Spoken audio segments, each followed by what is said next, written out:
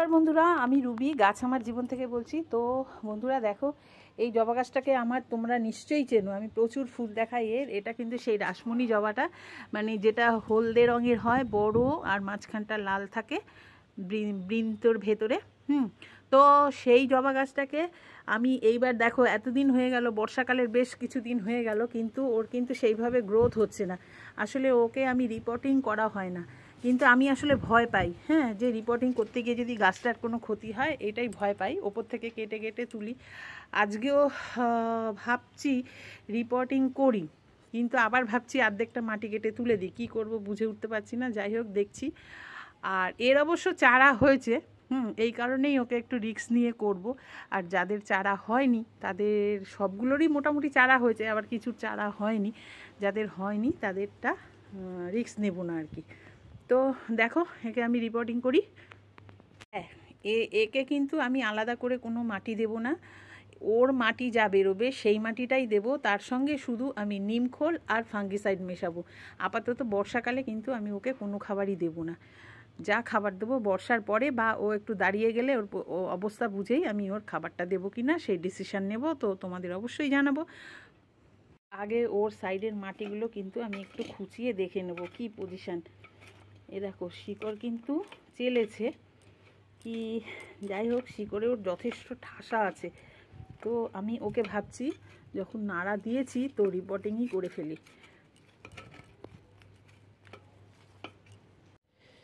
দেখো বন্ধুরা, এর গোড়াটা পরিষ্কার করতে গিয়ে বেশ এতটা মাটি কিন্তু বেরিয়েছে।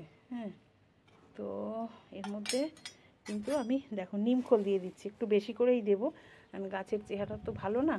আর এখন এই বর্ষার সিজনে কিন্তু অন্য কিছু না দেওয়াই ভালো, তাই আমি বেশি করে একটু নিমখোল দিয়ে দিচ্ছি। এ দেখো, এই যেটাকে আমরা হাতা বলি, চামচ নয় কিন্তু, বড় চামচ, তার 3 চামচ খোল দিয়ে দিলাম উঁচু উঁচু করে। আর দেবো ফাঙ্গিসাইড।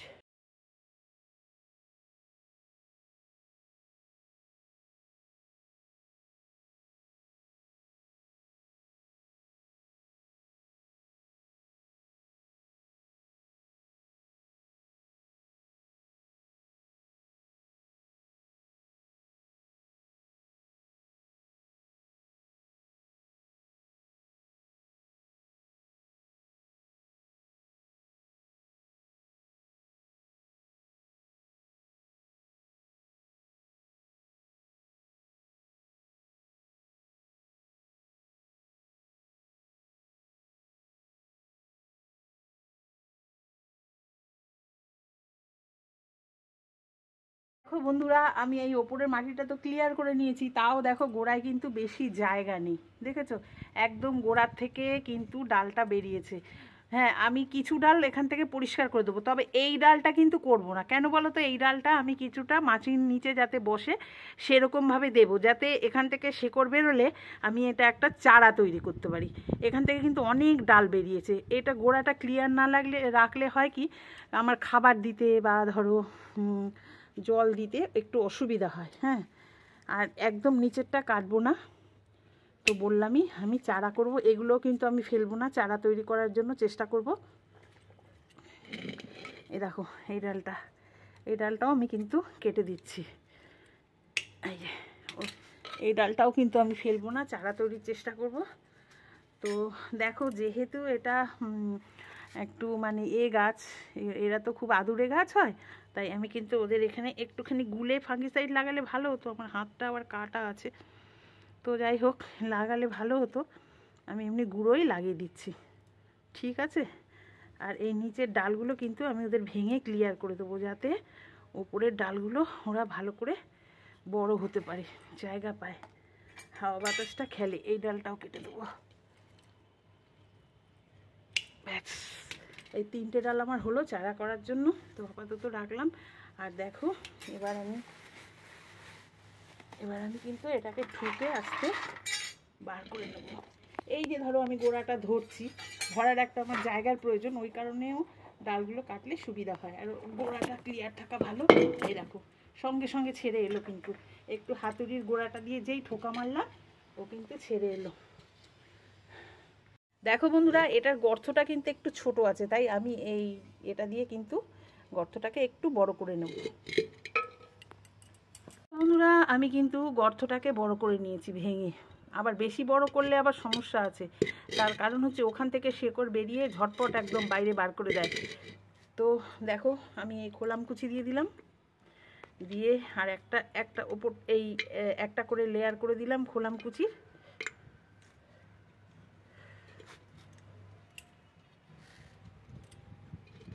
এইটা দিয়ে আমি কিন্তু এর উপরে একটা লেয়ার বালি করে দেবো। দেখো এবারে কিন্তু এই যে একটা লেয়ার বালি করে দিচ্ছি,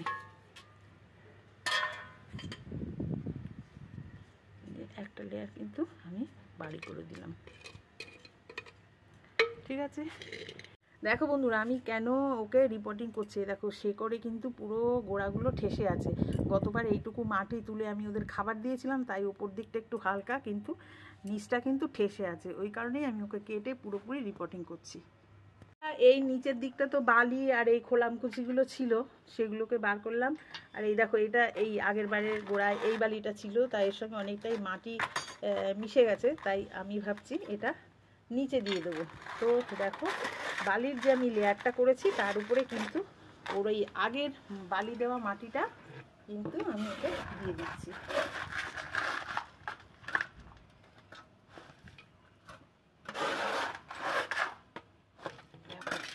দিয়ে দিলাম। এর উপরে কিন্তু আমি আবার একটা তোমার ফাঙ্গিসাইডের লেয়ার করে দেবো। ফাঙ্গিসাইডটা কোথায়, এই যে একটা আর একটু ফাঙ্গিসাইড দেবো। এই গাছগুলোকে আমি একটু বেশি কেয়ার নিয়ে করছি, কারণ এরা খুব আদুরে গাছ, তো একটু এদিক সে পান থেকে চুন খুসলেই এরা কিন্তু মরে যায়, তো এদের একটু স্পেশালি কেয়ার করতেই হবে। দেখো একটু ফাঙ্গিসাইড দিয়ে দিলাম, দিয়ে এই দেখো গাছের গোড়াটা কিন্তু ছাড়িয়েছি, এখনো ছাড়ানো হয়নি, দেখতে থাকো। যা ছাড়ানোর আমার কিন্তু ছাড়ানো হয়ে গেছে, আমি কিন্তু ওকে আর মাটি ছাড়াবো না। এইবার কিন্তু আমি এই শেকড়গুলো কেটে বাদ দিয়ে দেবো। শেকড়গুলোকে এবার কেটে দেবো, শেকড়গুলো কেটে পরিষ্কার করে দেবো। ওকে আমি আসলে বেশি ঘাটাতেই ভয় পাচ্ছি, যদি কিছু হয় এই আর কি একটা টেনশন কাজ করছে আমার, তবুও খুব সাবধানেই করার চেষ্টা করছি। গাছটাকে কেটে গোড়াটাকে এরকম করে নিয়েছি। তো দেখো আর ওই মাটিটাতে তো তোমরা দেখলেই কতটা নিমখোল আর সাপ দিয়ে নিলাম। সাপ হচ্ছে ফাঙ্গিসাইড। তো দেখো আমি ওকে এবার বসিয়ে দিচ্ছি। আমি কিন্তু এক্সট্রা কোনো মাটি নেইনি, কারণ ওর গোড়ায় কিন্তু যথেষ্ট খাবার ছিল, সমস্ত গোবর সার। দেখেছো মাটিটা কেমন ঝরঝরে, এই দেখো ওদের মাটি কিন্তু কোনো আঠালো ভাব নেই, দেখো কেমন ঝরঝরে। তো দেখো আমি এই দেখো ওর গোড়ার মাটিয়েই ফাঙ্গিসাইড আর তোমার নিমখোল মিশিয়ে এরকম ঝুরঝুরে হয়েছে, আর ওর গোড়ায় প্রচুর গোবর দেওয়া ছিল, যার ফলে মাটিটা এত সুন্দর ঝুরঝুরে আছে। তো ওর মাটি দিয়েই আমি ওকে বসিয়ে দিচ্ছি, আমি কিন্তু আলাদা কোনো মাটি নিচ্ছি না।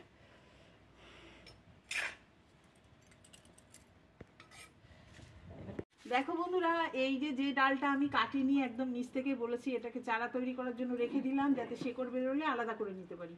সেই ডালটাকে কিন্তু আমি একটা দড়ি দিয়ে এর সঙ্গে বেঁধে দিয়েছি। আর দেখো গোড়াটাকে সুন্দর সাজিয়ে নিয়েছি।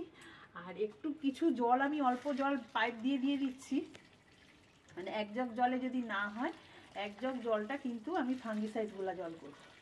এই দেখো এই গাছটা নিয়েছি, এই গাছে